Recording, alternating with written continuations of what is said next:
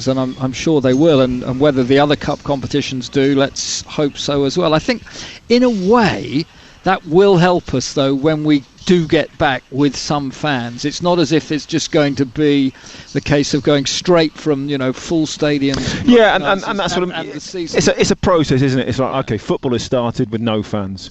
Then you can imagine football will start with maybe 25% of the crowds, whatever, and you have to sit 4 seats apart, and the concessions there might not be as many concessions, open out the back, and all. I don't think there might be anything like that. Well, I think because it is now obvious, and even more so this morning, I was listening on radio, Danny,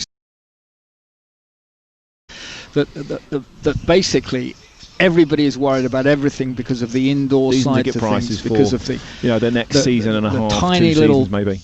And I think, I've sort of, I didn't want to come back to start with. I didn't think it was the right thing to do, but they've come back and they've made it work so far. And I hope the Premier League and the Championship get to complete their seasons, and I'm sure they will. And whether the other cup competitions do, let's hope so as well. I think, in a way, that will help us, though, when we do get back with some fans. It's not as if it's just going to be the case of going straight from full stadiums. Yeah, and that's what the season. It's a process, isn't it? It's like, okay, football has started with no fans. Then you can imagine football will start with maybe 25% of the crowds, whatever, and you have to sit 4 seats apart, and the concessions there might not be as many concessions, open out the back, and all. I don't think there might be anything like that. Well, I think because it is now obvious, and even more so this morning, I was listening on radio, Danny. Sorry, I didn't interrupt you there. No. But the people were saying that basically everybody is worried about everything because of the indoor side to things, because of the tiny little. I don't know what you call them. I'm not a scientist, obviously, but they hang around in the air, don't they? The coronavirus, and outside there is much more leeway in a way than there is indoors. And I think even so in big stands like this, as long as where there's a breeze in the past, yes, as long as you're pretty sensible, you could get quite a number in here. Yeah, and that's something, it might be, every 4th seat might be occupied. You start to get a few people in or whatever, or then maybe if you're from the same household, you might be able to sit together, and so there will be ways and means, and I'm sure everybody is looking into that, because we want to get people back in football, watching live football, as soon as possible. I don't want it to become just another made for television sport, though. Do you? No, but I don't think it will be, because football is. I look at Formula One. Mm-hmm. Is better, and is better on the television, I would say, than watching it actually live, because you don't get to see that much. You get golf every now and then. Our favourite golf. Yeah, golf is exactly the same, because if you go to golf, you either have to sit in one particular spot for 6-7 hours, and you see the odd shot now and then, or you follow a pair round, and that's all you get to see. But football, you get to see the whole picture, you get to see everything, and be part of that, and everybody is watching the same thing at the same time. That doesn't happen in golf and motor racing and things like that, and rugby, basketball, all those types of things. They're all very, very similar. Everybody is watching the same thing happen at the same time, and no, I think it is very important that football fans are allowed back in when it is safe to do so. And let's go back to Newcastle and St James Park, actually, straight away. Graham, Courtney, any way back for the home side at the moment? Well, it's still Newcastle 0, West Ham 1, but Newcastle actually pushing forward whenever they possibly can. And in the 9th minute, well, Dwight Gale had a free kick, and it's one of those, he's just on the edge of the D. Now, we often just see whether try and either curl it in or put a bit of dip on it, and he's done this one where he's expecting the entire wall to jump. Chance here actually for Almiron. He's going through, he's on the edge of the area, finds Joelinton. He's going to try and spray the ball along the 18-yard line. Oh, goes through absolutely everybody. He's going to go out for a goal kick. But he's fired it actually under the wall. Everybody jumped. He's put it under the wall. And Fabianski, he spilt it. And now if Newcastle had somebody chasing in, they'd have been able to parry that one into the back of the net. But Newcastle giving it a bit of a go here.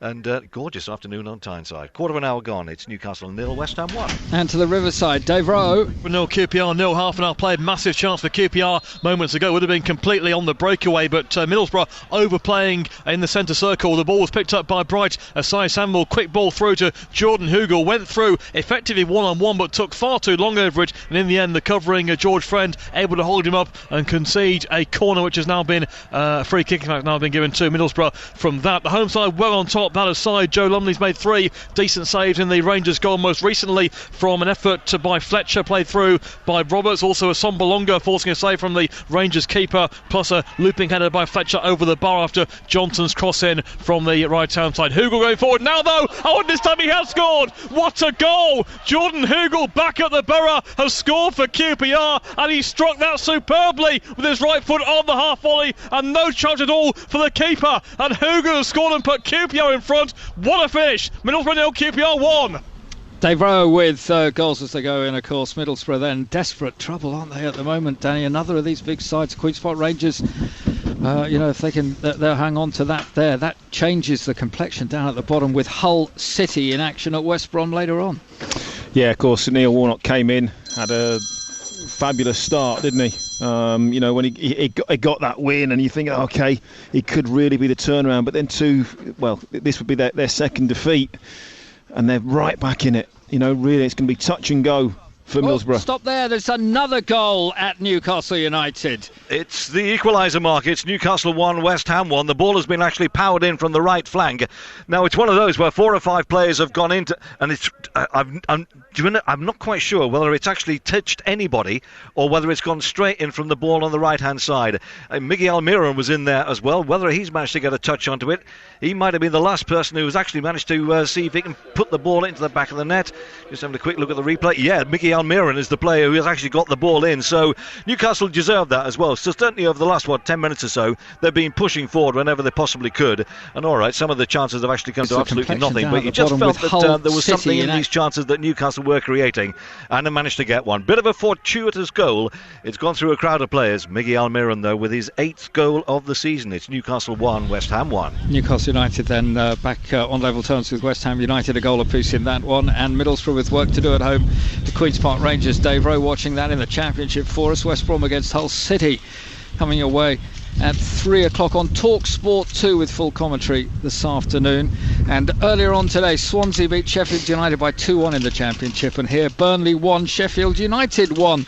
Mark Wilson has just made his way back up to the stand, which means that he's had a chat and sorted things out, and we'll very tight. So yes, and I think there'll be a lot of jostling position and changing places between now and the end of the season. Yeah, you've got to hold your nerve at this stage of the season, haven't you, with all of that in mind. We're going to be speaking shortly to Ray Houghton, who can join us. He's part of Max Rushton and Leon McKenzie, and the Sunday session from 3 o'clock. 6 o'clock tonight it'll be, as always, Simon Jordan and the final word with Danny Kelly, and your opportunity to have your say on exactly what matters today. Back with the boys next on Talk Sport. Sunday exclusive on TalkSport with the Now TV Sky Sports Pass. Watch Liverpool versus Aston Villa today from just $9.99. Search Now TV, 18 plus, stream via internet, terms apply. At Morrison's, our new look cafes are now open, making it easier for you to enjoy your favourite meals again. We've got sanitizer stations, and our tables are cleaned thoroughly after every use. We've added floor markings to help with social distancing, and we've got protective screens in place at our tables and at the checkout. We're also offering a hot food takeaway service. Morrison's, making it easy. Majority of stores. Excludes Wales due to government guidelines. For takeaway menu, visit my.morrisons.com/cafe-takeaway. Tuesdays at KFC gonna get you like, wow, pow, chow, kapow. Get down right now. If you know how, then take a bow. Because this deal's gonna raise a brow. Get 9 pieces of original recipe chicken for an eye-popping $5.99. What the... Every Tuesday at KFC. Participating restaurants ends 18th of August 2020. Tuesdays only, subject to availability, not available online. Now the Sun Super Days are back, I've decided to try something new. So I collected 7 codes inside the Sun, picked my date and got 2 free tickets to Alton Towers Resort worth over £110. Now I'm on the Wicker Man. Can I change my mind? Pick up the Sun today.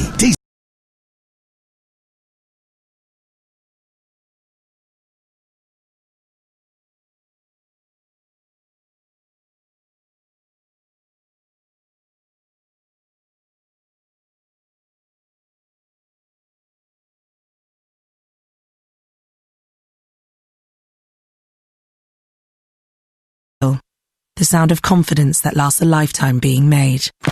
Recruiting now and always. Search Army Jobs. We can't say sticks like Turbo from Evo Sticks' full name on the radio. We're not allowed. We can say that sticks like Turbo is an amazingly fast-setting adhesive. We can say sticks like Turbo can be used in all weather conditions. We can even say sticks like Turbo holds up to 300 kilograms in just 15 minutes. We just can't say what sticks like Turbo sticks like, but you can probably guess, and it really does. Sticks like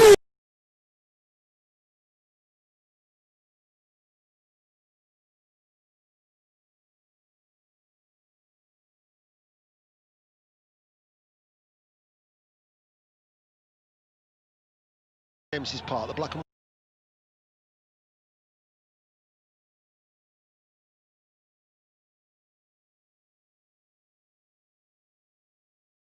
work it out to Kraft.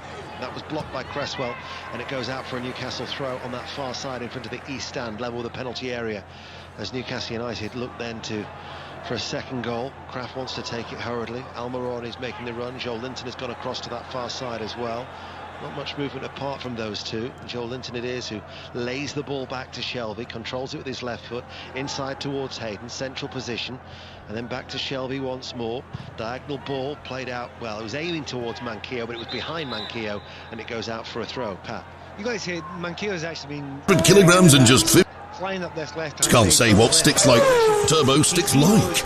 When Shelvey's on his right foot, that's the natural place to look, to the left wing there. So he just pins back his ears every time he gets an opportunity. That was the first time he was in space, and unusually Shelvey actually didn't manage to find him. But it's a good move, it's a good idea, it's a good thought. And again, you have to go on to Saint-Maximin again. He's leaving that space because he gets the ball and he drives inside.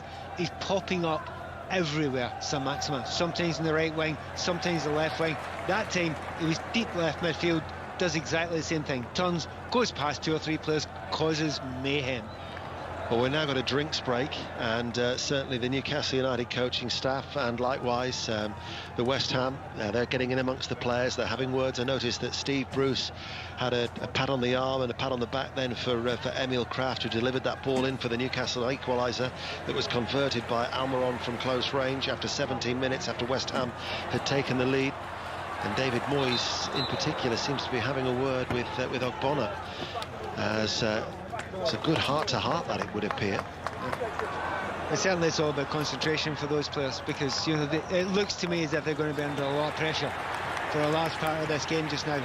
Newcastle are up for it, they're confident, they've got a lot of creative players, so have West Ham, but the Newcastle creative players are actually doing more with the ball at the moment. Let's get an update from the Austrian Grand Prix then, Jack Nicholls. Lewis Hamilton flying. He was 7.5 seconds behind Valtteri Bottas last time we spoke. He's now just 4.5 seconds back from his Mercedes teammate. Bottas leading, Hamilton second, Albon third. Max Verstappen retired in the early stages, so he's not in the fight, but it is a very interesting inter-team battle. Full commentary on 5 Live Sports Extra. Still 1-1 here at St James's Park. Some messages on the social media that I should have read out during the drinks break, but who says I can't multitask? Charlie, excellent once again from Fornells. Him and Bowen have a great understanding already. Joshua, he may not be the most clinical in front of goal, but Antonio is a right handful for defenders, always guaranteed to put in a shift when fully fit. Bradley says West Ham have dropped 22 points from winning positions this season. I think you can see why. Yes, that is a Premier League high. It was a statistic that I was trying to keep for later on. Thank you, Bradley. And Chris, Kraft hasn't looked too assured, but that was an excellent assist. BBC Radio 5 Live. There's lots of players, you know, full-backs these days that are, you know, they're actually better attackers than they are defenders. They just want to hammer up and down the line as often as they possibly can. And Kraft's actually got that in his game, but the strikers are like that, put the quality in. Just about every team's got one, you name it. Liverpool, Chelsea, Man United, they've all got players that can get down that line and cross from deep. Ball put away out of play for a throw from Fernandez.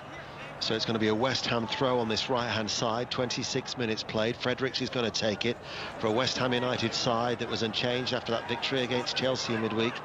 Fredericks waits, calls Bowen short. In the end, though, he'll go over the head of Bowen towards Lanzini, lost out in the air to Lascelles, and now picked up by Saint-Maximin midway through his own half, and already he's through the centre circle and over the halfway line. He dances around the ball as he drifts down a diagonal run out towards the right, and then I was going to say he showed good strength, but he lost his balance under the challenge, and he goes down, and it's a free kick to Newcastle United. Very, very hard to stop when he's in full flight. Do you know what? If there were fans in here, they would be going mad for him every time. You can't.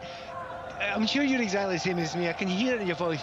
When he gets the ball, you start smiling, because you know he's going to go, he's going to beat people, he's going to take chances, and it doesn't matter. It's as if his gaffer said to him, do you know what? It doesn't matter. Go and get the ball and run. That's all I want you to do. And he's doing it every time. It's joyous watching him.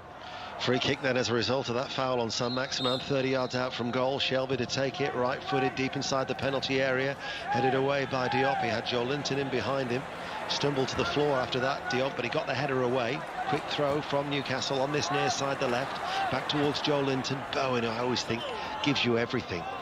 He really is a hard-working lad, Jared Bowen.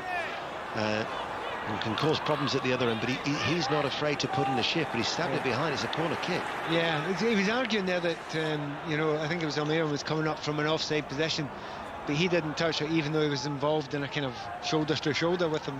He was suggesting that Almiron should have been offside.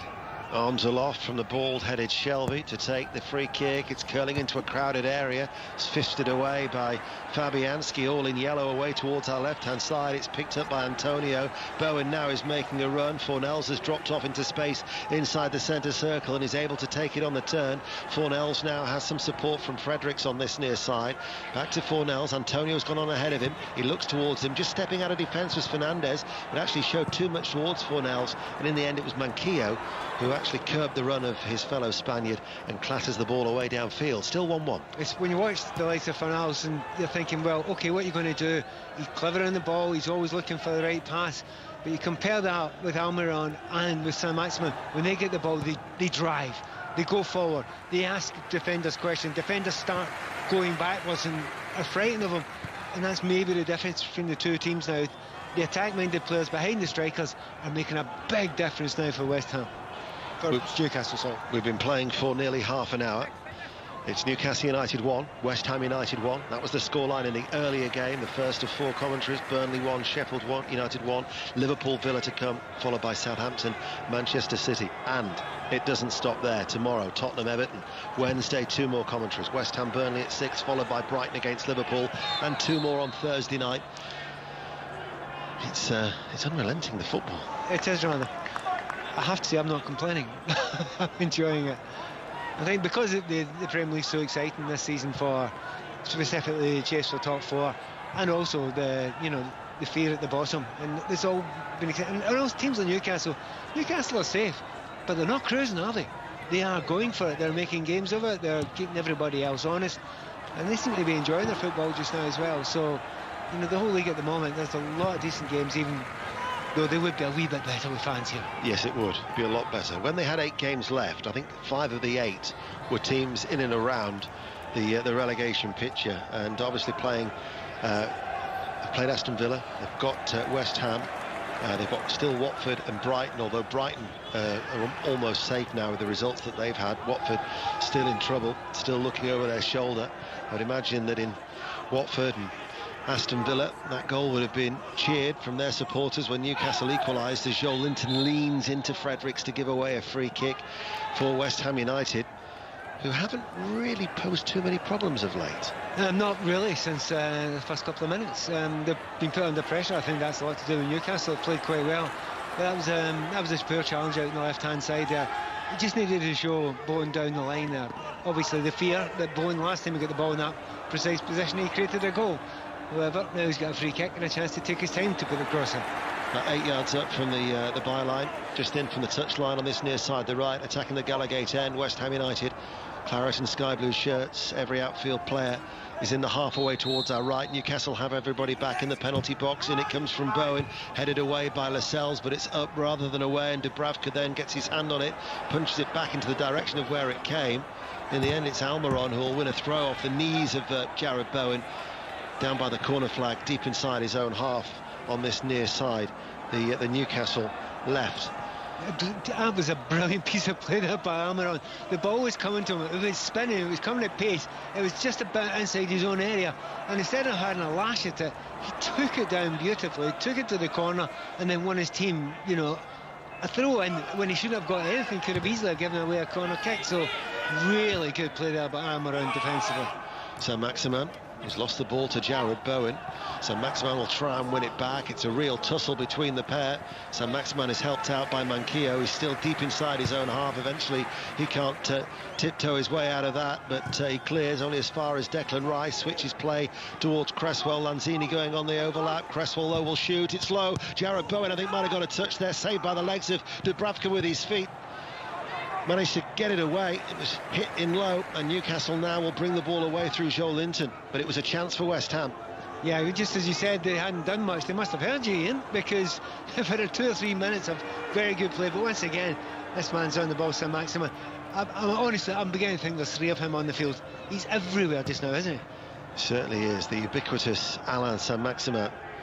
As Almiron switches play, Shelby now will come forward, right hand side, delivers it in low, back to goal, finds Gale, Gale then lays it off, Almiron lets it settle, Saint-Maximin left hand side, and then in the end it was cut back towards Almiron, but a West Ham player has gone down. Is that Souček? And it'll be a free kick to West Ham United. My vision was obscured by the referee. You thought there was a wee opportunity there for a shot there. Neither of them wanted to take it, and I think Saint-Maximin, sometimes even if it's your on your swinger, have a go at it, just have a go at it, try to play it across there, chance was gone.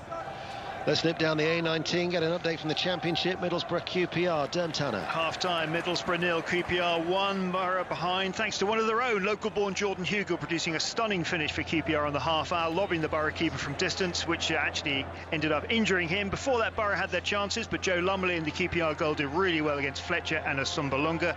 It's still very much in the balance. Half-time, Middlesbrough 0, QPR 1. Cheers, Derm. It would keep Middlesbrough as well in the relegation zone. They dropped in yesterday after the results conspired against them, without a win in 8 home games too for Middlesbrough.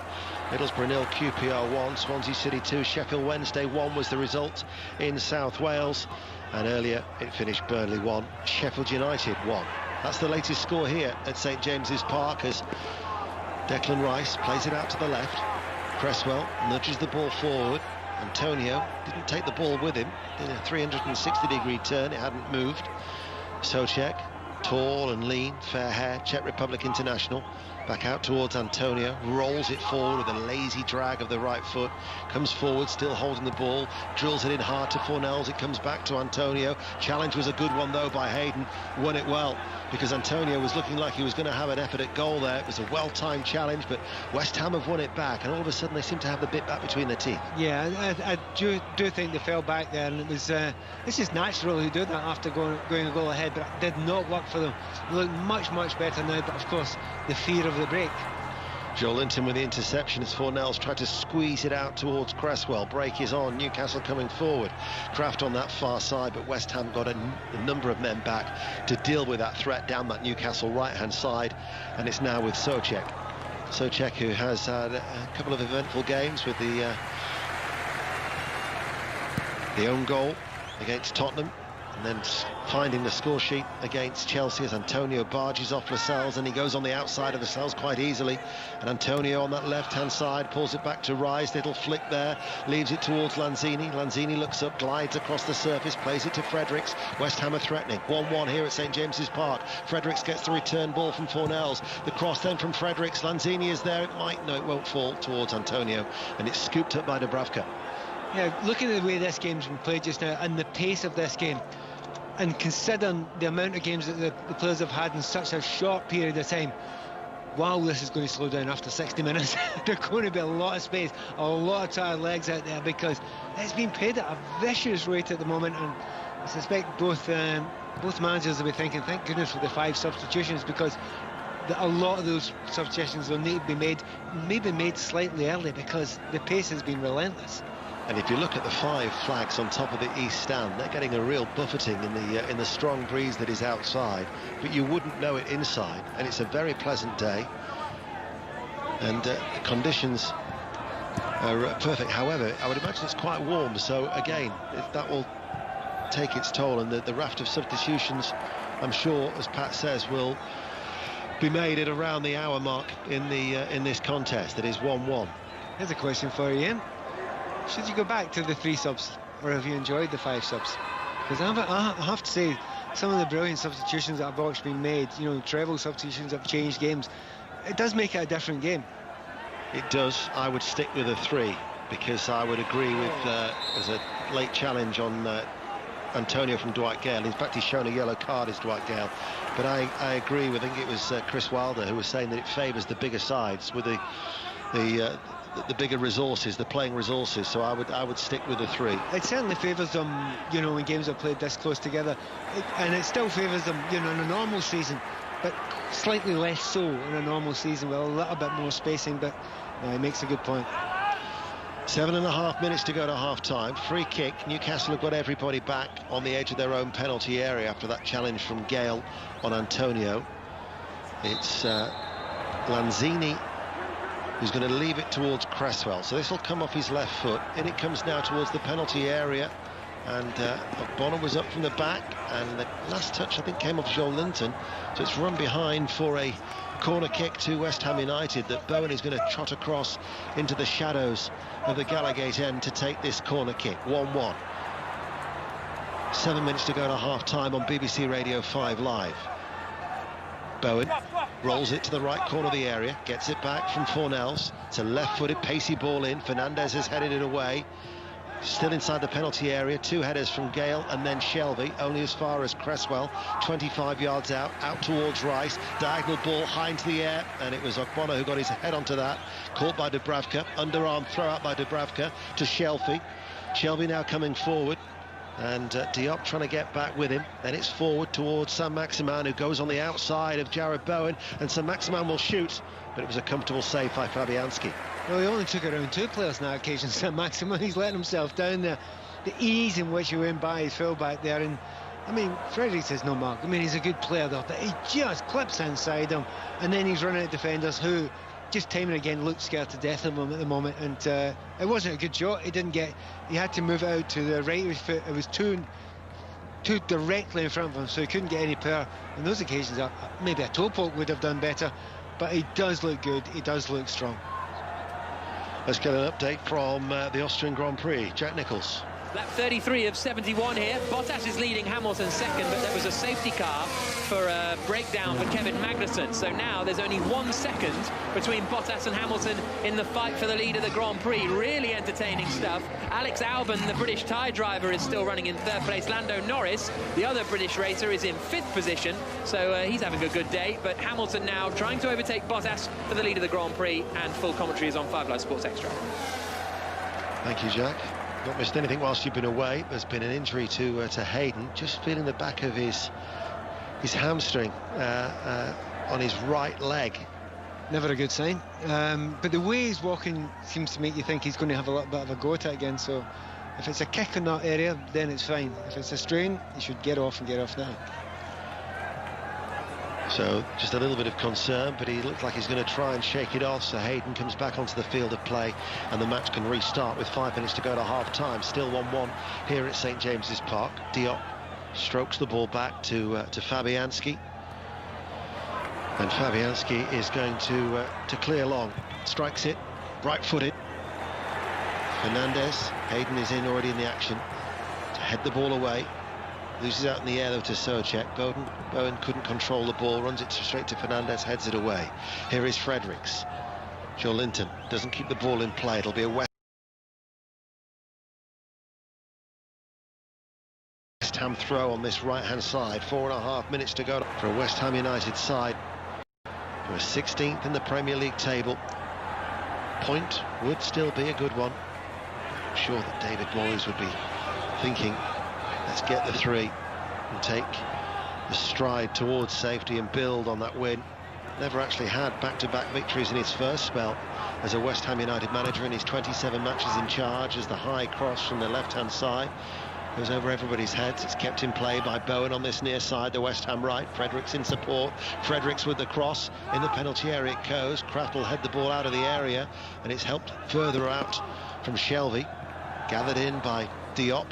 Forward ball to Fredericks, surrounded by Gale and Joe Linton. A West Ham throw in front of the watching Steve Bruce. Another thing that's very noticeable with some games since we've come back is that the break after 22.5 minutes, if one team are completely on top, then the break happens. It sometimes changes immediately after.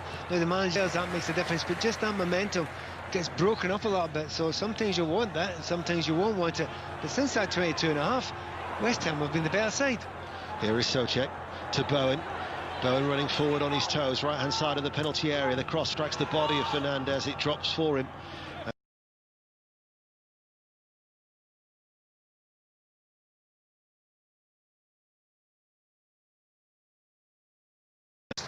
Slowly but surely walking off.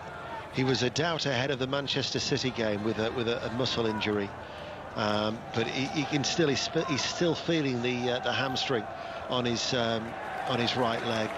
So there's a consoling pat on the shoulder from Steve Bruce as Hayden will head straight down the tunnel, and that change is made, and Ben Taleb comes on to replace Isaac Hayden, somebody who developed under Steve Bruce at Hull City earlier in his career. And we've got 2 minutes to go at half time, and it's 1-1 on 5 Live. Antonio with a throw then for West Ham, level the penalty area on the right. Flat throw comes in, headed away by Fernandez for Newcastle. Rice will gather that ball. Almiron will run towards him. Oh, he almost took out his own manager, Steve Bruce. That'll be a fine. Having said that, if he runs into Bruce, I think Bruce will take that hit. I think he'll manage it. He's a sturdy enough chap. It'll be a throw to West Ham on this near side, the right. Fredericks goes back. Diop knocks it all the way back to the goalkeeper Fabianski. Well, oddly enough, I don't think West Ham at this point want the half-time whistle, do they? They're playing much better. A lot of decent crosses in from both left and right. They just have much more of the play, much more of the ball. Not created that many absolutely open chances, but looking much better than they were for about 20 minutes. Souček comes deep to collect that ball, headed away by Fernandez. Little touch inside by Shelvey. Souček there was trying to win it back, and as a result of that, it finds Fornells, who'll run forward. Fornells tries to guide the ball into the penalty area for the run of Antonio. Out of play it goes for a West Ham throw on that far side, the left. And the replacement ball system, Cresswell plucks the new ball off the cone that was just waiting. Already sanitised on that far side. Cresswell now delivers across. Bowen waits, and Bowen glances the header wide. Goal kick. Well, coming in maybe slightly too early. Keen to maybe get in front of his fullback there. Bowen, it was the right thing to do, but had he been slightly deeper, he'd have come in. Header may have been a clear one. Having said that, he's a winger, so anything could have happened with that header from a winger, he says from experience. Pat Nevin here on 5 Live. We're approaching the end of this first half. It's Newcastle 1, West Ham United 1. We talked a lot about West Ham and the teams beneath them. For Newcastle, they achieved safety with 8 games to go. Victory against Sheffield United was a big win for them. Sheffield United, though, appear to have their mojo back, and it's teams such as Sheffield United and Burnley that Steve Bruce is focusing on, targeting, if you like, when you think that Sheffield United 48 points, Burnley 46 after that 1-1 draw at Turf Moor, and Newcastle just a little bit further back on 42 points before today's game. But they're the sides who Newcastle United are looking to try and follow, which says everything really about the jobs that Sean Dyche and Chris Wilder have done this season. Excellent campaign for Sheffield United, still pushing for a place in Europe, which is a remarkable achievement for Chris and his backroom staff and the players who've worked so hard. Newcastle United at the back. 3 minutes of added on time, which we're now into here at St James's Park.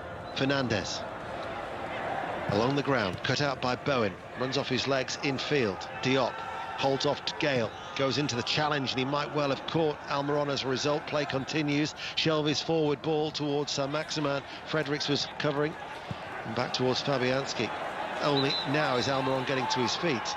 I don't know if you heard it, but certainly I heard it from here. The scream from Almiron. It was I mean, we don't usually hear it quite as clearly, do we? You know, the fans all around, but it was a horrible scream that he let out. But having said that, maybe that's a common thing, because he seems to have got up now he's getting up, and the concern of the supporters of Newcastle United may well have been borne out because Saint-Maximin has gone down. Well, there's no way that Saint-Maximin earlier in the season could have played 3 games in a week. He was struggling with groin issues and things like that, thigh problems.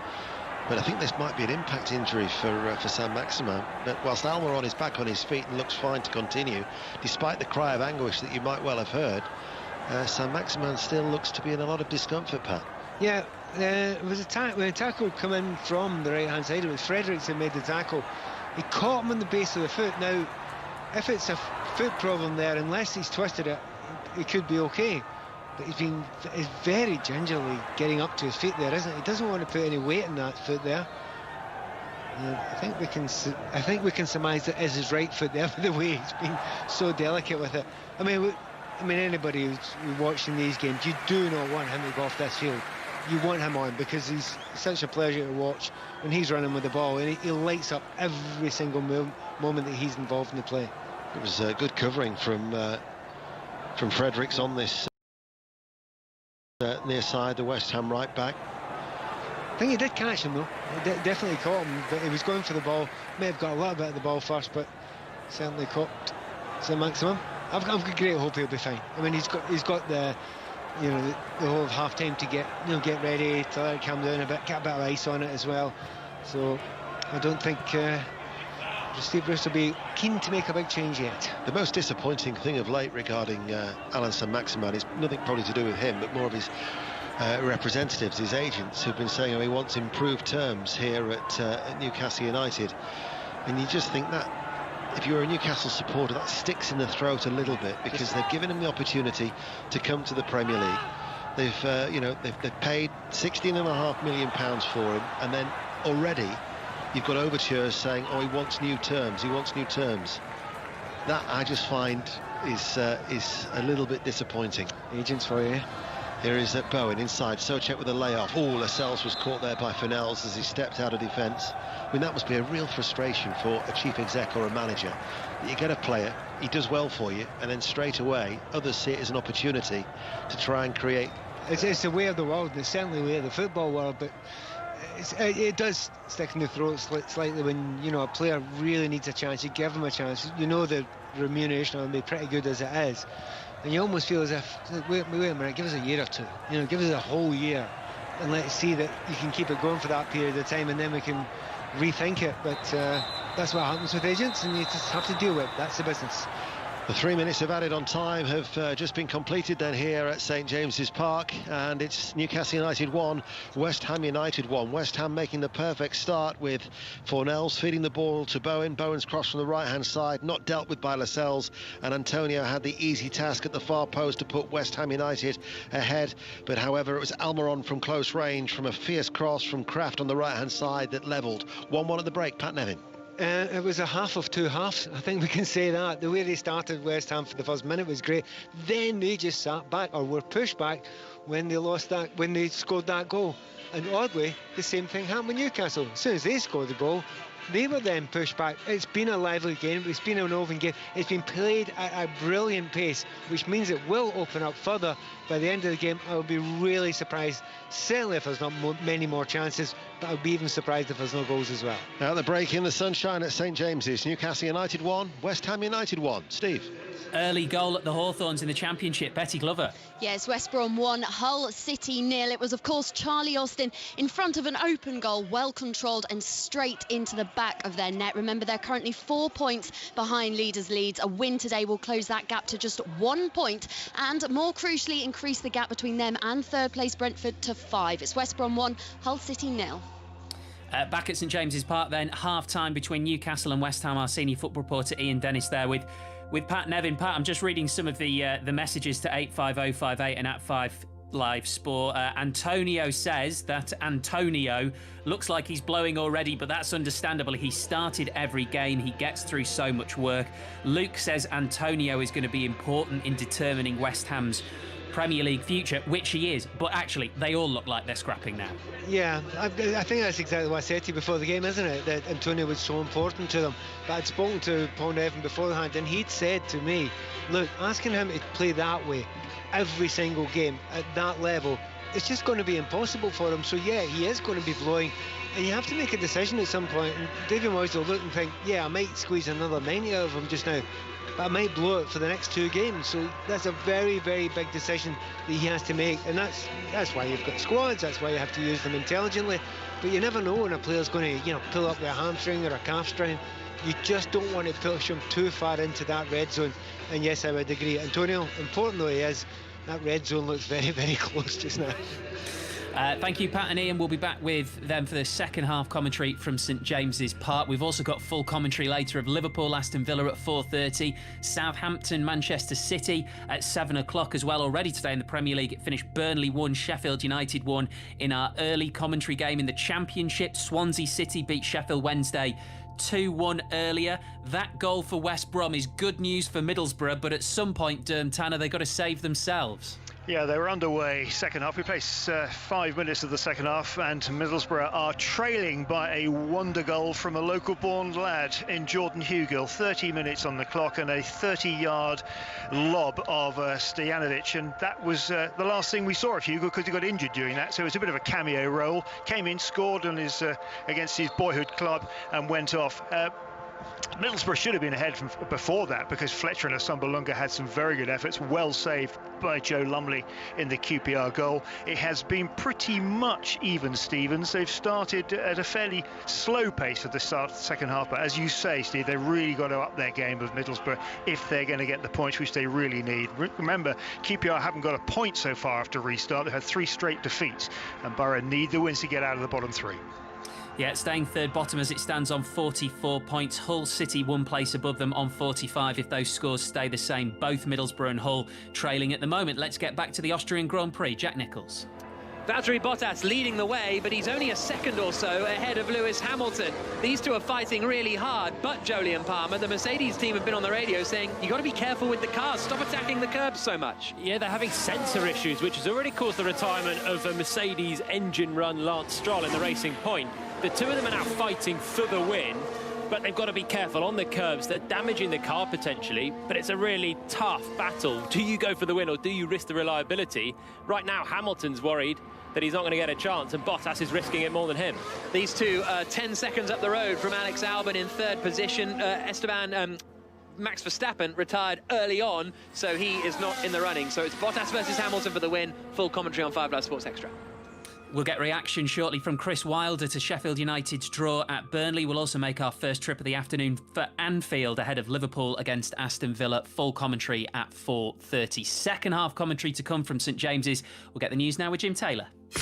On digital, BBC Sounds, smart speaker and online. This is BBC Radio 5 Live. The head of NHS England says plans to properly fund the social care sector need to be in place within a year. Sir Simon Stevens has told the BBC that if any good was to come from the coronavirus pandemic, the country had to improve the system. Health Secretary Matt Hancock says the government has already put more money into social care. The Treasury came to bear and put in place funding so that if people in social care fall ill, they now get paid to stay off. So actually that advice was really important advice. It was new scientific advice and we acted on it. Another 18 people have died in hospital in England after testing positive for coronavirus, bringing the total to 28,889. In Wales, another one person has died after testing positive for COVID-19.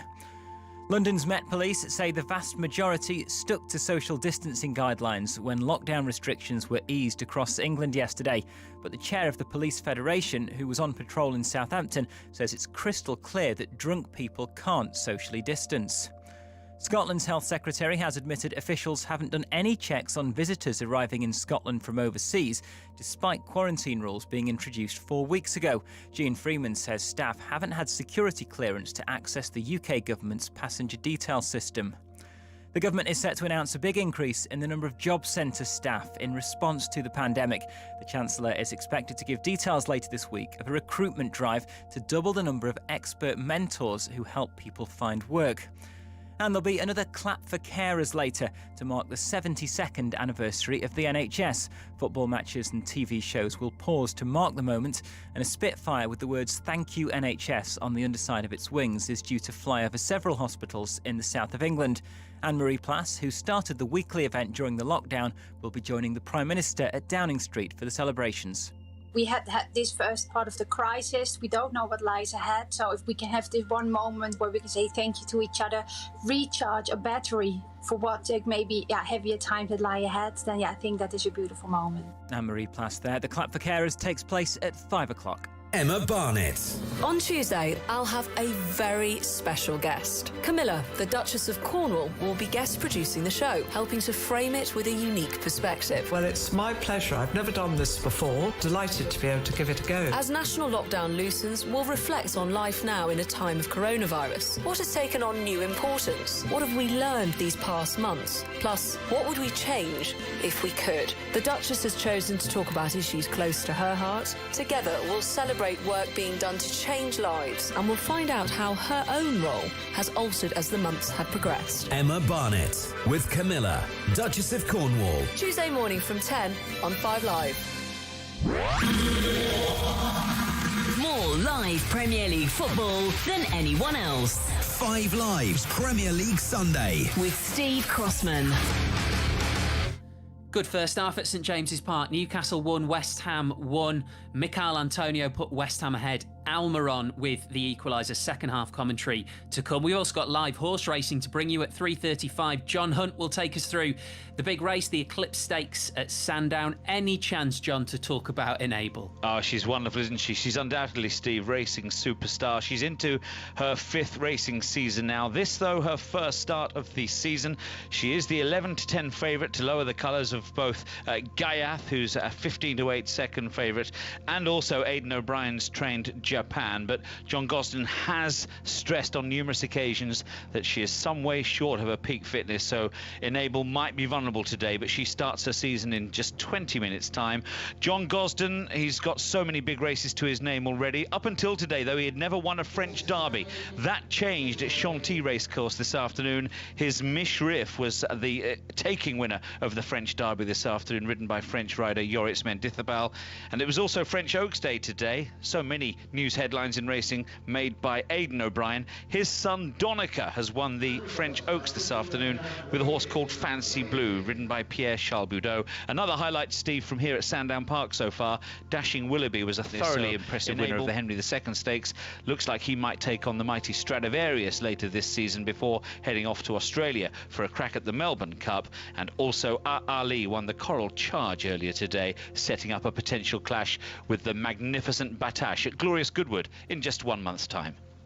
Thanks, John. We'll be back with John Hunt then in 20 minutes' time for the Eclipse Stakes at Sandown. Let's get some reaction now to Burnley 1, Sheffield United 1. Sean Dyche's side missing the opportunity to go above the Blades into 8th position in the Premier League. That could well mean European football next season. Tarkowski got the opener. John Egan with a brilliant equaliser, though, 10 minutes from time. Afterwards, Martin Fisher spoke to Chris Wilder.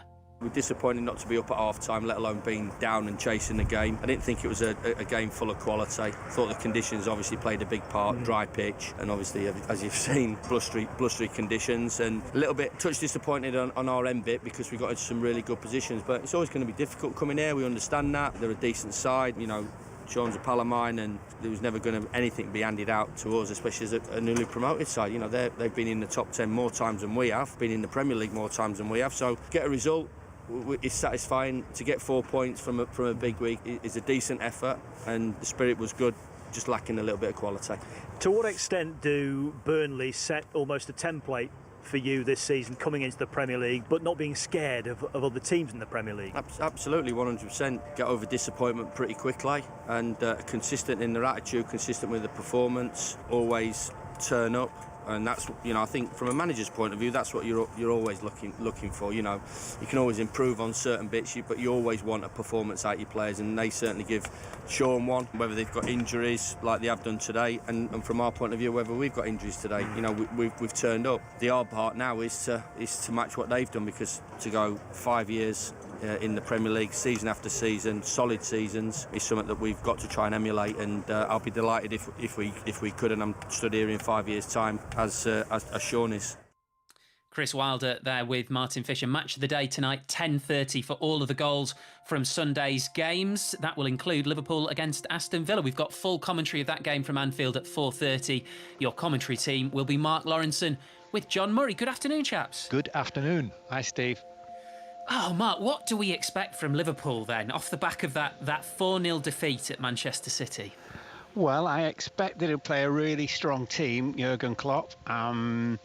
I think, obviously, it's well documented what happened against City, but I did think that the strike from Salah, which hit the post, if it had gone, I think we might have had a different game. That result doesn't have any bearing on next season whatsoever. But for Liverpool, it's a slight little bit of embarrassment. But hey, in August, sat in the dressing room, and Jurgen Klopp speaking to the players, and he's saying, come on, we really, really do want to press on and win the league, having obviously fallen short by a point. So to actually win it when they did, which was 7 games to go, there's bound to be, even if it's only 5 or 10%, there's bound to be a little bit of a reduction in performance. And 5 or 10% against a team like Manchester City means you get defeated. There was a really nice interview, John, with Jurgen Klopp on Robbie Savage's breakfast show, which hopefully we might hear a bit of in the build-up to kick-off. When he's asked about his team and whether or not there's a lack of focus, however, there's a bit of prickliness there now. Yeah, very much so. And I just can't help but think that what happened on Thursday was not good news for Aston Villa, because there might well be a reaction to that from the Liverpool players. He's spoken a lot, actually, before the Manchester City game about how intensive the period is for Liverpool from that point on, that games every 3 days. But I'm now, like Mark, I'm thinking I'm not sure he's going to make too many changes to the team that played the other night, i.e. it's going to be fairly close to the first choice team. And with Villa, we know that they're in the position that they're in. I'm thinking that they are going to lead at least 6 points, and probably more than that from the position they're in. They're at 27 points at the moment. At Anfield today, they play Manchester United on Thursday, and then they've got 4 matches after that. So yeah, we talked for Liverpool about the records, and that is the incentive, and this brilliant home record that they've got of winning 16 out of 16 at home in the Premier League. That's a very clear target to try and win them all. The other thing as well, Steve, I mean, I'm not a great stats man, but Villa virtue, isn't it, 2 goals a game they've conceded, so you've got to score 2 just to get a point. So you think they're going to come and do that at Anfield? I don't really see it, to be honest with you.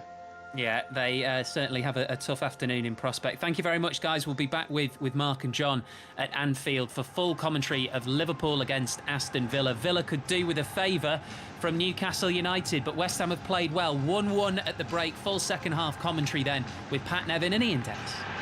Thank you, Steve. Yes, the two teams are out under the clear blue skies now above St James's Park. And the good news from a Newcastle United point of view, and for Pat Nevin, is that Alan Saint-Maximin, who was in the wars just before that half-time whistle was sounded, is fit and able to resume this second half. Neither side has made a change, as West Ham are already on the attack with Souček just inside the penalty area, linking up with Bowen, and is eventually cleared away by Shelby as referee Craig Pawson blows his whistle. And as before I run through the two teams, that will please you immensely, Mr. Nevin. Yeah, just to make sure he's fit, though. It's one of those ones where you want him out on the pitch, but you don't want him to ruin the rest of the season by overdoing it. It's a maximum, but you just smile when he gets the ball. He's so positive. He's got lots of skills, fantastic pace. He's running in front of us now and he's limping. I'm not falling for that one. I think he's going to be okay. So Newcastle United in this second half in their black and white striped shirts and black shorts are playing from left to right. As we look, they have Dubravka in goal, a back four of Kraft, Lascelles, Fernandez and Manquillo. And remember, they made that change in the first half for Bentaleb coming on for the injured Hayden, as Almiron takes this ball to feet, right corner of the area, lays it out towards Kraft, and they win a corner kick to Newcastle. So you've got Bentaleb and Shelby in the centre of midfield. You've got Saint-Maximin, Almiron, Joe Linton and Dwight Gale. And for West Ham United, Fabianski is in goal, a back four of Fredericks, Ogbonna, Diop and Cresswell at midfield. Bowen, Rice, Souček, Fornells, Lanzini and Antonio. As Shelby will come across to take this corner kick. In front of the Gallagate end, it'll take it right-footed. It'll be an outswinger. Floated over now, deep downward header by Lascelles will drop wide and well wide and out for a goal kick. So, the early results: Swansea 2, Sheffield Wednesday 1 in the Championship, Burnley 1, Sheffield United 1 in the Premier League. We've still got commentaries from Anfield and St Mary's on BBC Radio 5 Live. We've got the conclusion of the Austrian Grand Prix. We're going racing at Sandown at 3:30 for the Eclipse Stakes, as well as the conclusion of this game. It's going to be a busy Sunday afternoon, as Fabianski takes the goal kick for West Ham United, all in yellow downfield, and it runs to the feet of Ben Taleb. Ben Taleb plays it forward. Almiron on the turn, drifting out towards that left-hand side. Dwight Gale comes on the inside, finds Joel Linton, central position. Joel Linton spreads it out towards Kraft. Emil Kraft, the Swedish right back, played forward along the ground from Shelvey. Sam Maximan side onto goal. Almiron is going to shoot, gets plenty of power behind that, but it's off target. But the applause from Steve Bruce as it goes behind for a goal kick. Yeah, he liked the positivity of that play there. I mean, played into Almiron. Almiron he is a clever player. He gets his head up, drags the player towards him, but just watching Joe Linton before that, he got the ball in the kind of left midfield. He's no longer playing as the left attacking player. He's playing as a left midfielder now, behind Almiron, who's left attack. Now, this is the guy that had the number 9 in centre forward, and everyone wondered why he wasn't the new Alan Shearer. It's because he isn't. It's not his position. When he got the ball there in midfield, he looked fabulous. He looked really comfortable. Sprayed a great ball to the right-hand side there. He really does add a lot more from that position. He certainly had a difficult time after arriving from Hoffenheim. 1-1, Lanzini coming forward. Lanzini faced by the prospect of Shelvey. Out to Fredericks, far side the right, front of the east stand to the fair-haired Jared Bowen. He's a long way back inside his own half. Declan Rice, who's had a fine few games since restart for West Ham United, the England international. Lanzini takes over. Souček, everybody back behind the ball for Newcastle, bar Dwight Gale. Declan Rice, Cresswell provides the width on this near side, the left. Infield to Lanzini on the stretch, loses out to Ben Taleb. Ben Taleb comes forward to Sam Maximan, faced by Declan Rice, looks to go on the outside of him, but Declan Rice does enough sliding and then quickly springs back to his feet and dealt with the threat of Sam Maximan very, very effectively. Yeah, oddly enough, Sam Maximan, I think it's the first time that he's taken on the first player not got by him. He usually is by the first and the second, sometimes the third. That's the first time he's not got by the first player, but that's because it was Declan Rice, who's brilliant at reading that. Having said that, I think that's taken a bit of Rice. He looks as if he's strained something there. Keep an eye on him.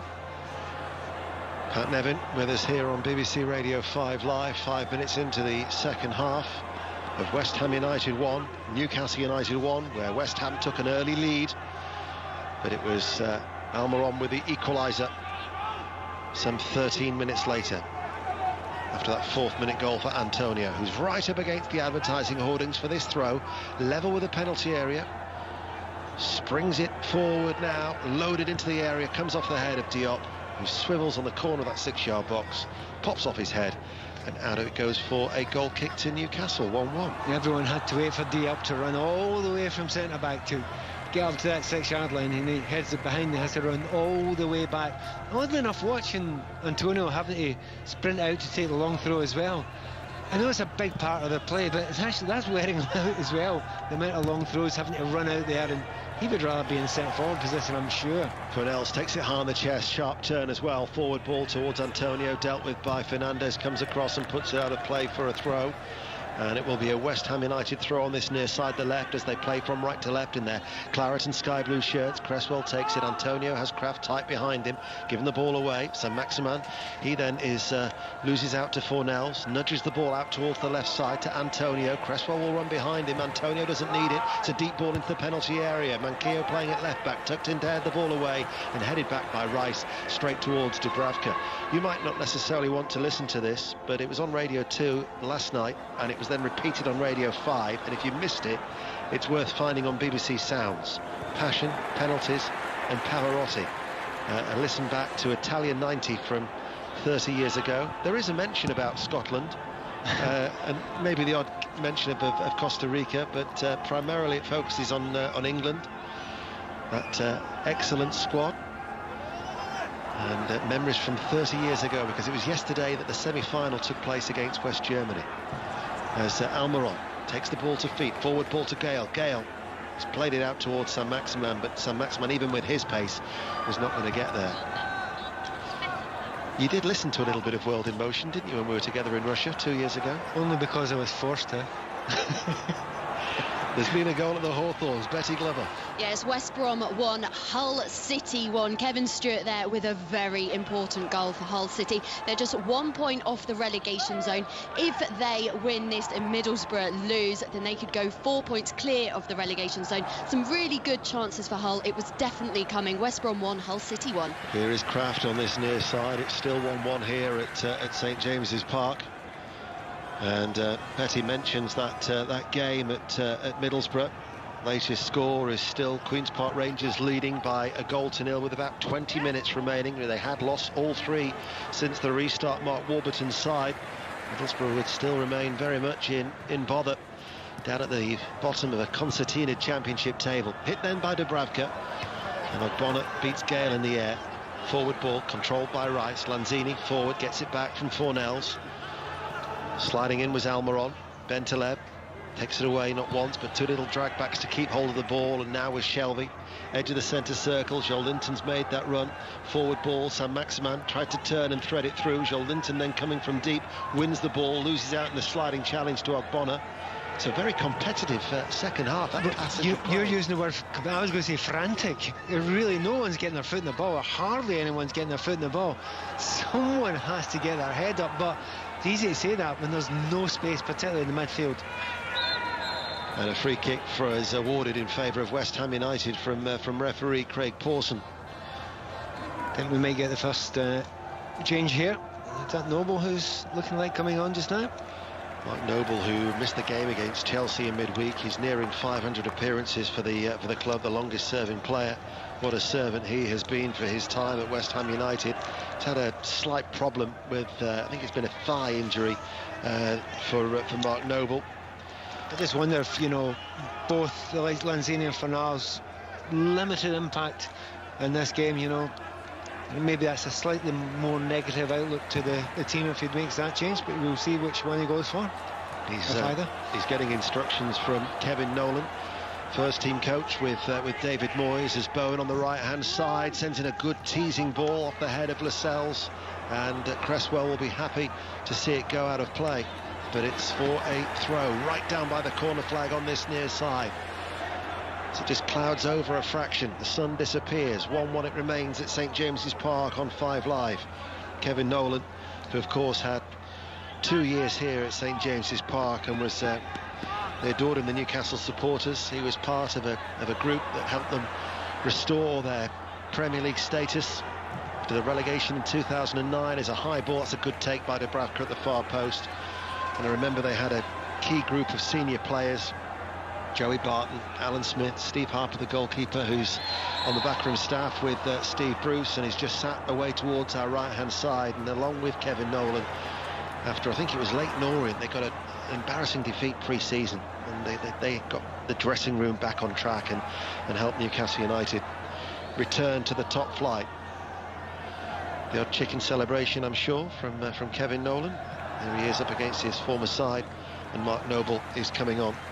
And we've been playing for 10 minutes in the second half, and it's still 1-1.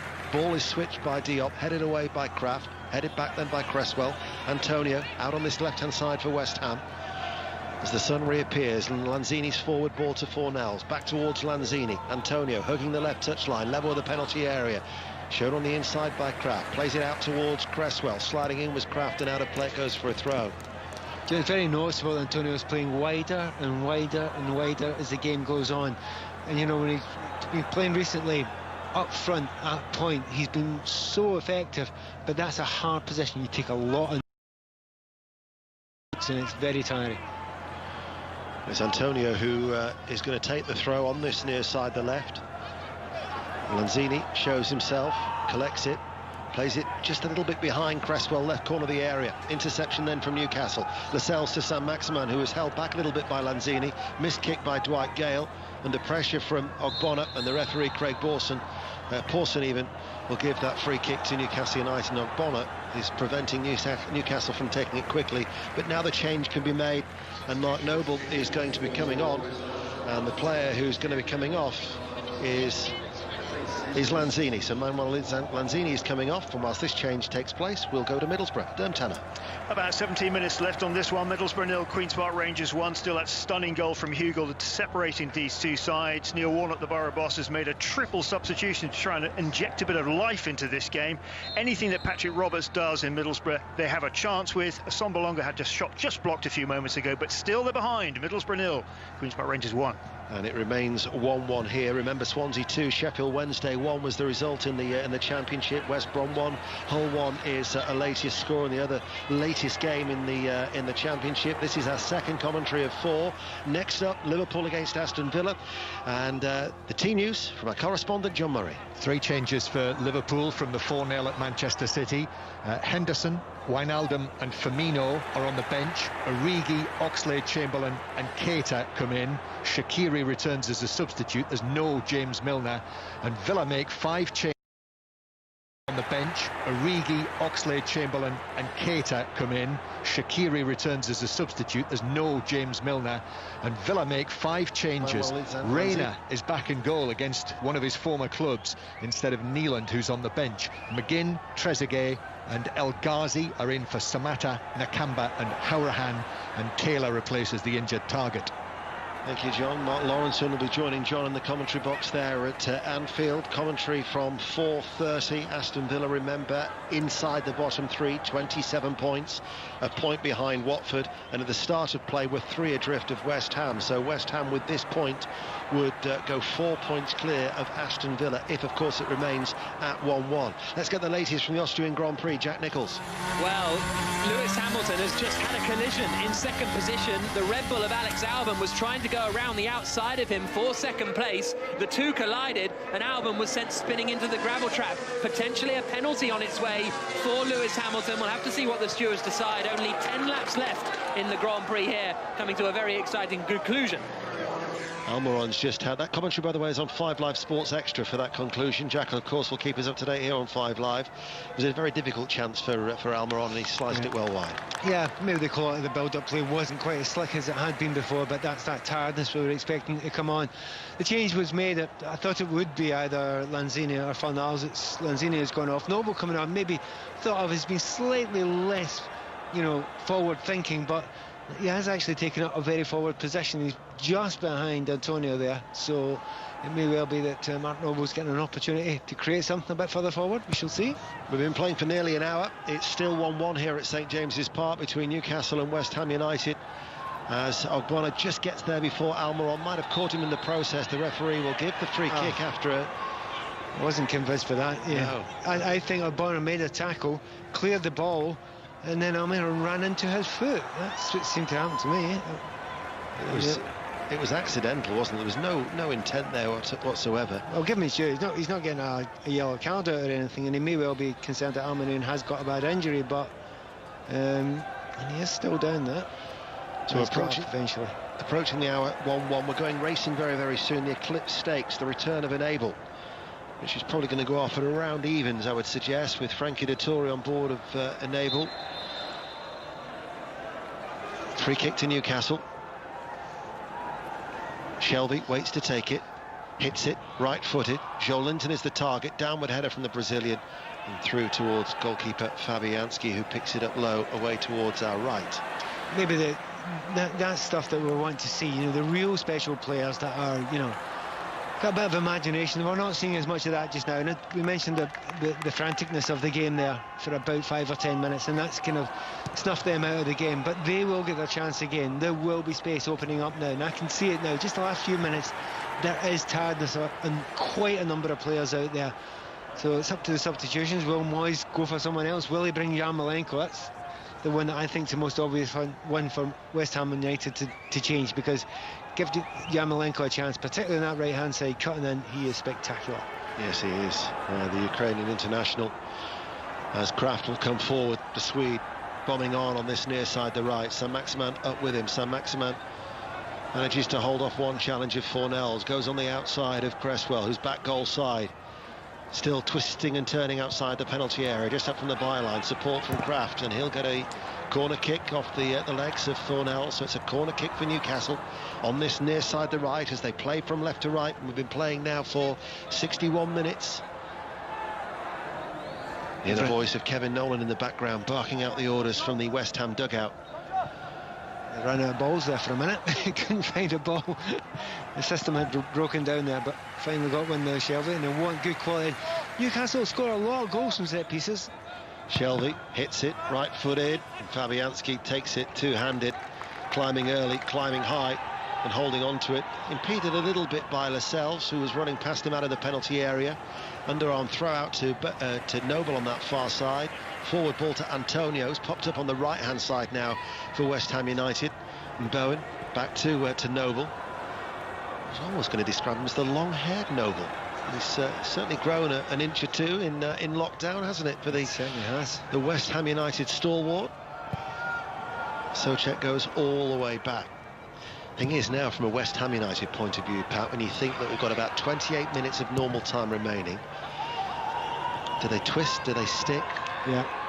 I do think they'll go for it. They know that if they could get the 3 points here, it doesn't get them safe, but it gets them very close to it. Here is Almiron, finding a pocket of space right in the centre circle. Saint-Maximin, held up by Cresswell. Tried to double up on Saint-Maximin. The little flick inside from Almiron didn't quite come off. It goes out of play for a throw. Thing is, for West Ham, is that they had 7 straight defeats in the Premier League since mid-December. You have to go back 14 years ago for the last time that they lost 8 on the spin. They will want to pick up something on their travels, because if you can do that, you just start to edge and claw your way towards safety. Never been a better time to pick up points in your travels, because the pressure isn't quite the same with the fans not here. Certainly not. And you think as well that the pressure isn't really being applied from the teams beneath them, with the bottom 4 yet to win in the 16 games that they have played collectively. Aston Villa will try and change that, but what a tall order they have got against the champions Liverpool at Anfield. Commentary to come from 4:30. And that'll be followed by Southampton against Manchester City. So we're going racing as promised. It's the return of Enable, and this is the return of John Hunt. And you're quite right, Ian. She's been sent off even money favourite. Her first campaign race of a brand new season, her 5th season racing. She jumped out of the gates just fine. She's been settled back in 4th place here as they race towards the end of the back straight. Gayath is her main market rival, and he leads the field here by 2 lengths, striding out strongly from Japan in 2nd, Deirdre in 3rd place. The top Japanese horse, Enable, is next on the outside of Regal Reality, and then a gap to Bangkok, and Magic Wand is the back marker as they now streak round the home turn. Back to Newcastle very shortly, where it's still Newcastle 1, West Ham 1, but Gayath leads here in the Eclipse. Enable 4th place, 5 lengths off Gayath, who storms up the hill passing the 3 marker. Gayath looking strong here. Japan in 2nd place. Enable squeezed up on the outside to try and close, has gone 3rd past Deirdre, and then Regal Reality. Magic Wand comes next. Can Gayath keep up this gallop? Less than 2 to run. Gayath, Japan, Enable having to work very hard on this, her seasonal reappearance. John Gosden, her trainer, said that she was very light on fitness. We'll find out now. Furlong to go. Gayath still in front. Enable's made progress into 2nd place, but no closer. I think Gayath's got her. Gayath in front still from in 2nd. Enable back in 3rd place is Japan. Gayath is home and wins the Coral Eclipse for William Buick and Charlie Appleby. Enable.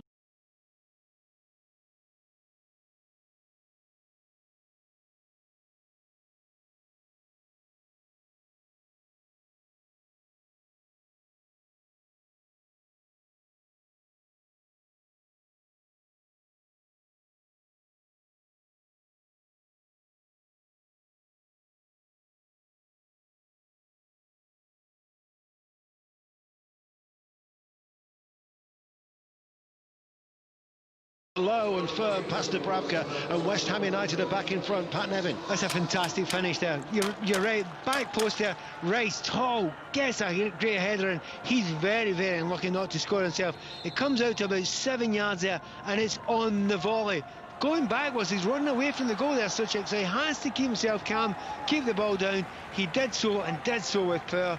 2-1, and this game is definitely going to liven up again now, because that's going to bring Newcastle out. They may have to make a couple of changes, and I think David Moyes will be very very pleased with the change that he made. His team just livened up when he made that little change for Noble coming on for Lanzini.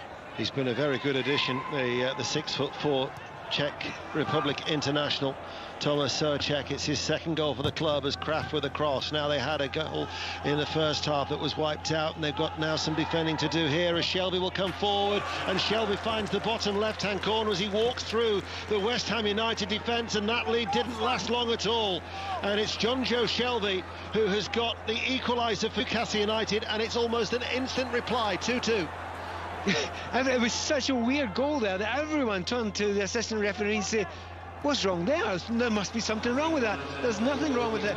Shelby plays the ball through and actually takes it off the toes of one of his teammates there. And gets into the corner. That's really poor defending again there from West Ham United.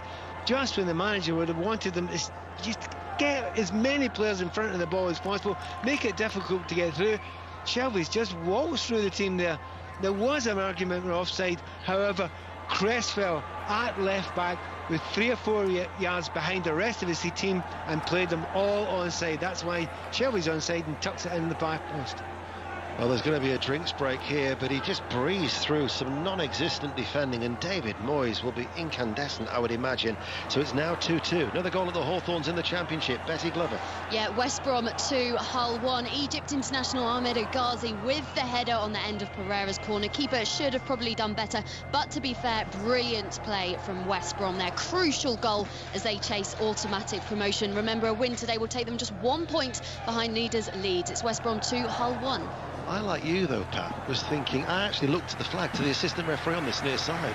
Well, it's because of what the ball was played through, and it was stopped by a Newcastle player. I was trying to see who it was. It looked like it might have been Armin. Anyway, the ball was played through there. You thought, well, he's offside, but no one stopped other than, everyone stopped other than Shelby, who kept on going. Now, whether he knew or not that the left back was playing everybody miles onside, and he was way over towards the assistant referee, and the assistant referee knew fine well there's no way he was offside, but unless you were looking wide you wouldn't have spotted that. So yeah, everyone thought it was offside, but it wasn't. So for the drinks break, here's some interaction for you, what people are saying on social media. Chris, Newcastle are starting to look a bit tired in parts. There's been some decent build-up play, but the final ball is lacking at the moment. Jeff, Lanzini and Fornells look like the 2 under-18 players getting a game with the grown-ups, so physically weak. Darren, wrong idea, shooting up shot by bringing Noble on now. Too long to go. Enrico, Noble coming on. Is Moyes conceding defeat? Well, it's 2-2. Let's get the closing stages of the Austrian Grand Prix then with Jack Nicholls. Valtteri Bottas through the final 2 corners is going to win the first Formula 1 Grand Prix of the season, but he's only 0.7 of a second ahead of his teammate Lewis Hamilton. But Hamilton given a 5-second time penalty for contact with the Red Bull of Alex Albon, so that means Charles Leclerc will finish in second, Hamilton third. Lando Norris does a great job finishing in 4th place for McLaren. A wonderful drive from him. But it is Bottas who takes the win and the early lead of the championship. We'll have full reaction later on, and you can download the Checker Flag podcast. We'll also have reaction from Sandown because Gayaf winning the Eclipse Stakes ahead of Enable in the feature race of the day from Sandown. This is the second of 4 commentaries on BBC Radio 5 Live. We'll have more live football for you tomorrow. Tottenham against Everton from 8, but we've still got Liverpool against Aston Villa and Southampton against Manchester City to come.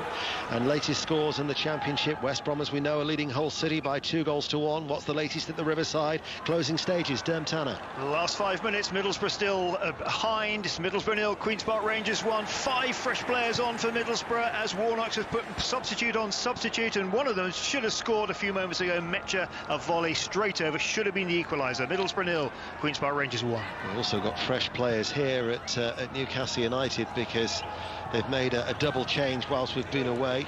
Lazaro has come on, and Ritchie has come on as well, and Saint-Maximin has gone off, and Dwight Gale is the other player who has gone off, which means that Joel Linton is pushed further forward as it remains 2-2. Joel Linton, little step over from Almiron, cleared away by Declan Rice. Pat Nevin. Well, it's more like a 4-4-2 now, and you've got Wales players, you've got Lazaro on the right-hand side here. Ritchie, obviously, as ever, on the left-hand side, and Almiron getting up there as close as he possibly can to Joe Linton. They're going for it now. They have to. Well, they want to, because they feel as if they can still win this game. And the easy was to score that second goal. Of course, they're capable of doing it. And here is Almiron. Oh, and he's just put... Oh, the flag was up anyway. The flag wouldn't have counted. Steve Bruce was half celebrating, I think, as that ball was bouncing its way goalwards as the goalkeeper had advanced off his line, but it wouldn't have counted because the flag has already raised. And so we have, with 19 minutes remaining, it remains Newcastle 2, West Ham United 2. Yeah, I think we will see Yarmolenko. He's just about to come on beneath his ear. We know he's a very, very dangerous player, a really talented player. It's almost a wild card that David Moyes likes to bring on near the end of matches. Worked very well in the last one. Very fortunate to see Yarmolenko when he starred with for his national side Ukraine with Konoplyanka, two players who would cause you all sorts of problems. Yarmolenko on the right, Konoplyanka who would play on the left. They both used to like to cut inside on their stronger feet. As the ball is hit long by Shelby, headed back by Joe Linton. Declan Rice was there, scoops the ball high in the air. Ritchie lifts it forward. Bentaleb loses out to Souček, laid that back by Bowen. Noble passes the ball out then to Fredericks. It's still 2-2 here. Still be a good point for West Ham United on their travels. As the ball is played forward by Fredericks. Stop. Newcastle now in the sunshine with Bentaleb back towards Lascelles. Yarmolenko continues to limber up down below. 17 minutes of normal time remaining. It is interesting we talk about Yarmolenko doing that, but a number of players that come off the line and come into a stronger foot, the likes of Salah, Willian, Martial, they're all brilliant at it. I actually think Yarmolenko might have been, over the years, the best of them all. He is that good at coming off the line with a stronger foot and bending it into the back post. Long searching ball from Mark Noble. Drifts away from Bowen on that right-hand side, and it will be a Newcastle throw. So just the final instructions now being shown to Yarmolenko from manager David Moyes. And for Yarmolenko again, he had an Achilles injury that interrupted his first season, only the 10 appearances, and this is only his 18th of this campaign as Almiron holds it up on the right side. Shelby loses out to Fornells. Almiron, though, will win it back, and then outside of the right boot, Shelby to Ritchie. Motoring forward on that far side is Manquillo. He's taken Antonio with him, created a bit of space for Ritchie to drift into on that left-hand side. Antonio snapping at the heels of Ritchie. Newcastle still in possession. Manquillo has stayed forward. His cross from the left back is headed away, and it's fired back in then from Bentaleb. Yet to score in English League football, the former Tottenham man, and it's whizzing over and into the Gallagate end off his left foot, and a goal kick. And it will be Yarmolenko coming on, and it's going to be Pablo Fornells who's going to be going off. It's been hard for Fornells, as it was for Lanzini, to get any space in this game. The types of players who like to work in, when there's a little bit of gap, they can get their head up, they can play little 1-2s, and they can, create mayhem when they've got their heads up. At this game so far, for the vast majority, there hasn't been time to get their head up. They've just been tackled and tackled and tackled, and you've got to say well done to the opposition for making sure that there's been no space for them. However, Yarmolenko, we know what he's good at. Newcastle know what he's good at. Can they stop him doing it? Well, Yarmolenko straight away has gone to the right-hand side, which means that Bowen has switched now to this near side, the left. Antonio is back in a central area. Souček lifts it long. Mark Noble is the player who'll give chase. The right back for Newcastle, Craftel headed away. It's hooked then further clear by Shelby. Rolls down the chest of Declan Rice under pressure from Almiron. Did well to keep the ball in play with some 15 minutes of normal time remaining, and it's still 2-2 on BBC Radio 5 Live. After earlier it finished Burnley 1, Sheffield United 1. Lascelles heads it forward. Kraft almost loses his footing. Caught Bowen in the midriff. Might well have winded him there a little bit. He's gone down crouching, holding his ribcage is Jared Bowen. Not a lot of fun when a player's clearing the ball and it hits you from about half a yard away, and he's leathered it into him. He'll survive, he'll get on. You don't get a chance to get tired in this game. And of course he was linked very heavily with Newcastle United, but it was West Ham who signed him. Can play either side wide. Sometimes he can play in as a 10 as well. Be a decent acquisition, I think, Jared Bowen. There were a number of Premier League clubs looking at him as Manquillo comes forward. Ritchie on the overlap, left-hand side, a pacey ball in low, first time. Gathered in by the goalkeeper, Fabianski. A wee bit of a shame that, straight to the goalkeeper, and, Ritchie's capable of doing much, much better than that. It's where he likes to get the ball. But at the moment, I would say Newcastle have just got the slight upper hand at the moment. They look a little bit livelier, a little bit sharper, a little bit more strength going into this part of the game. Maybe too many players in that West Ham side that have tired over the last 10 minutes. And of course, That's why Moyes has brought the likes of Noble and Yarmolenko on.